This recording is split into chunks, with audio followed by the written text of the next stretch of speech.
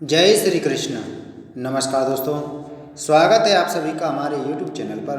दोस्तों, आज मैं आपको कार्तिक मास के आखिरी 5 दिन सुनी जाने वाली पंचविकों की कहानी सुना रहा हूँ।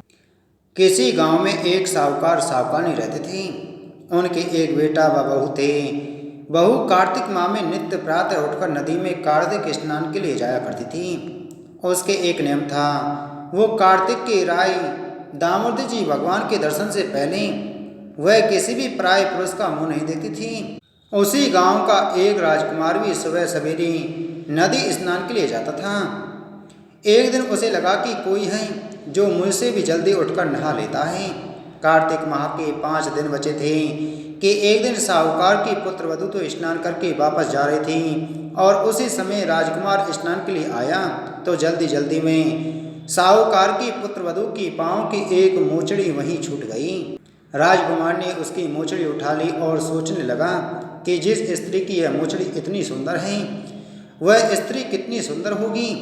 उसने पूरे गांव में घोषणा करवा दी कि जिसकी यह मोचड़ी है वह 5 रात मेरे पास आएगी। साहूकार की पुत्र वधू ने कहलवा दिया कि मैं 5 रात ब्रह्म मुहूर्त में आऊंगी, लेकिन किसी को साक भरने हामी भरने बैठा देना। राजकुमार ने एक बोलने वाले तोते को पिंजरे में बंद कर दिया और नदी के किनारे एक पेड़ पर टांग दिया। साहूकार की पुत्र वधू सुबह के समय आई, पहली पैड़ी पर पैर रखा और बोली, हे कार्तिक के ठाकुर राय दामोदर जी, 5 पांडु छठे नारायण भीकम राजा, उस पापी को नींद आ जाए। राजा के बेटे को नींद आ गई। पुत्र वधू कार्तिक स्नान कर जाने लगी तो तोते से बोली, सुबह सुबह तेरे गल डालूंगी मोतिहार, मैं पतिव्रता नार, मेरे सत की लाज रखियो, भरियो मेरी साख। सुबह ने कहा, ठीक है, मैं तेरी साख भरूंगा। वह तो कहकर चली गई। राजकुमार उठा और सुबह से पूछा, सुबह सुबह वह आई थी, कैसी थी? सुबह बोला, आवा की सी बिजली, होली की सी झल, रूप की सी कामनी, गुलाब का सा रंग। अगले दिन राजकुमार उंगली चीरकर लेट गया। सारी रात दर्द से तड़पता रहा। साहूकार की पुत्र वधू दूसरे दिन सुबह के समय आई, पहली पैड़ी पर पैर रखा और बोली, हे कार्तिक के ठाकुर राय दामोदर जी, 5 पांडु छठे नारायण भीकम राजा, उस पापी को नींद आ जाए। राजकुमार को नींद आ गई। सुबह राजकुमार ने तोते से फिर पूछा, आई थी क्या? तो तोते ने सारी बात बतला दी, हाँ आई थी। अब राजकुमार ने तीसरी रात को वह आंखों में मिर्ची डालकर बैठ गया। सारी रात दर्द में तड़पता रहा। साहूकार की पुत्र वधू फिर आई और प्रार्थना करने लगी, हे कार्तिक के ठाकुर राय दामोदर जी, 5 पांडु छठे नारायण भीकम राजा, उस पापी को नींद आ जाए। राजा के बेटे को नींद आ गई। सुबह राजकुमार ने तोते से फिर पूछा, आई थी क्या? तो तोते ने सारी बात बतला दी, हाँ आई थी। अब राजकुमार ने सोचा कि आज रात को मैं ठंड में बैठा रहूंगा। राजकुमार ठंड में सारी रात कांपता रहा और सुबह ब्रह्म मुहूर्त में साहूकार की पुत्र वधू चौथे दिन आई, पहली पैड़ी पर पैर रखा और बोली, हे कार्तिक के ठाकुर राय दामोदर जी, 5 पांडु छठे नारायण भीकम राजा, उस पापी को नींद आ जाए। राजकुमार को नींद आ गई। सुबह राजकुमार ने तोते से फिर पूछा, आई थी क्या?